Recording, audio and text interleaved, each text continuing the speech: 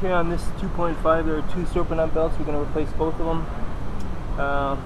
The belt that's closest to the engine, you can get it the tensioner from the top here, 15 millimeter. And what you do, just push it down, turn it to the right.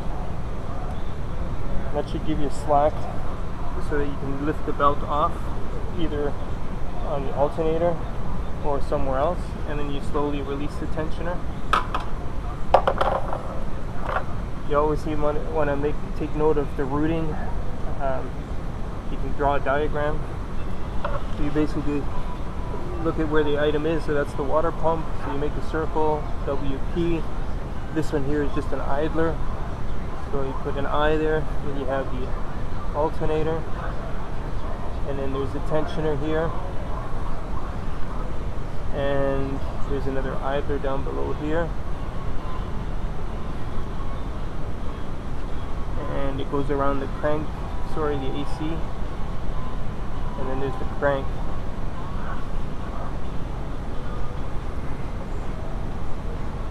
So the belt went like this, under the idler, over the alternator, around the idler, around the AC, crank.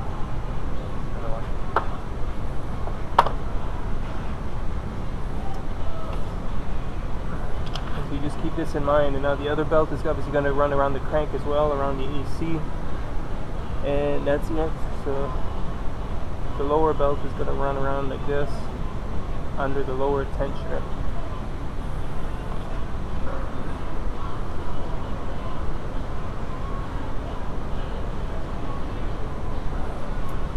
You have to take off the plastic trim here, or skid plates. This one has a metal skid plate, and what you want to do is you take off this cover here.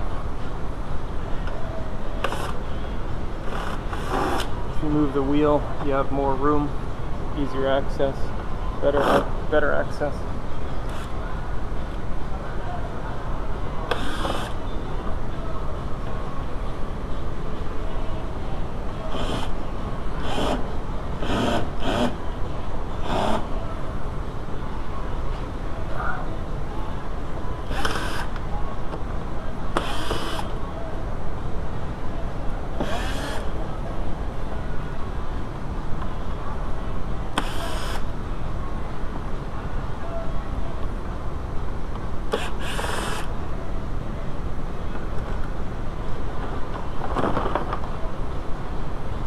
You can see here crankshaft pulley and the belt going over the AC, and here's the tensioner. And I misspoke earlier saying that the top belt goes around the crankshaft. It does not. But let's just finish taking this one off so I can show you better. So you want to turn this one clockwise. Lift the belt off. So the crankshaft turns the AC, and then the AC turns everything else. This tensioner you can lock into place as well with a little pin. I'm using the wrong tool here. Should be using a wrench so I can get farther travel of the socket, but that doesn't matter. So now that's all off. Now you can take the inner belt off.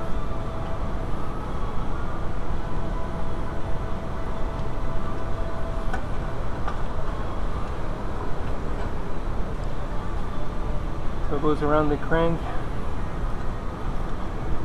around the idler, over the alternator, between the lower idler. You can adjust the rest from the top.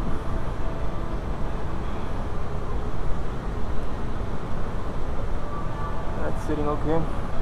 Shorter belt is for the AC. So around the crank. And we need my socket again.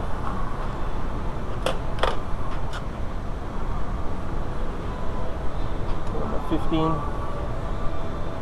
Turn it clockwise.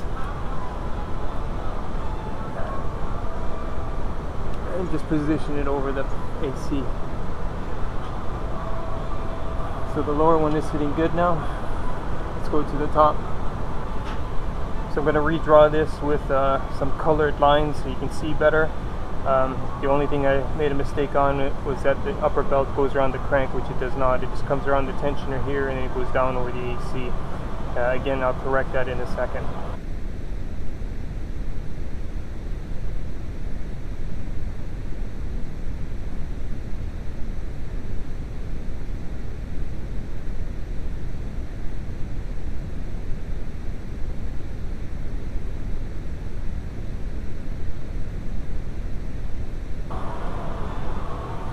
So then from the top here, you just pull up on the belt a little bit. Start to line it up where it's supposed to be.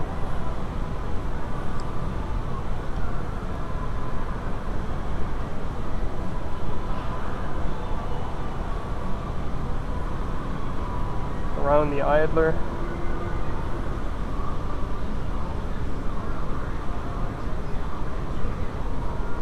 And then down behind the water pump.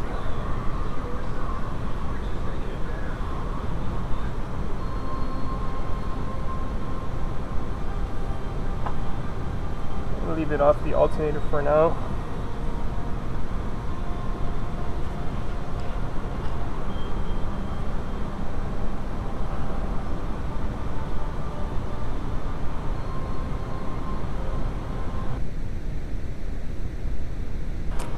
Hey, sorry about that. I didn't show the complete placement, but like I said, that's the tensioner here. You just push it down and then walk the belt around. If you can just get it half on the water pump and turn the crankshaft. You can notice here it doesn't have a bolt in the middle, so just put an M12 bolt in the middle here of one of these bolts and then just turn it clockwise, and that'll help walk the belt on. And once you verify that the belt is sitting correctly around everything, AC clutch, there's the idler, alternator, another idler, water pump, tensioner, and the lower one, crank, AC, and the tensioner, then you can start the engine and let it run and have a look how things are. There are some that say that obviously when replacing a belt or a serpentine belt, it's a good idea to replace these tensioners, but again, this one here has one idler, two idlers, and two tensioners, so that can get pricey if you're already paying $30 some odd for the belt. And they're easy enough to change afterwards or when they fail, so we usually leave them, unless they're noisy, we usually leave them and replace them at a later time when they actually fail. A customer feels better, and we do also have the odd customer that says, well, let's just replace the tensioners, but then again, you also have an AC clutch, pulley, bearing, one-way clutch for the alternator. Just like all the others, they're easy to check. Just stick your finger in the fins and try to move the fin. Should move in the forward direction but not in the reverse direction, so this AC clutch is okay. Anyways, long story short, belts are on. Let's start it up. So then you want to look at the belt, make sure that it's running nice and true, straight, no weird noises, no bouncing of the tensioners, no weird noises like I said, and you're good to go then.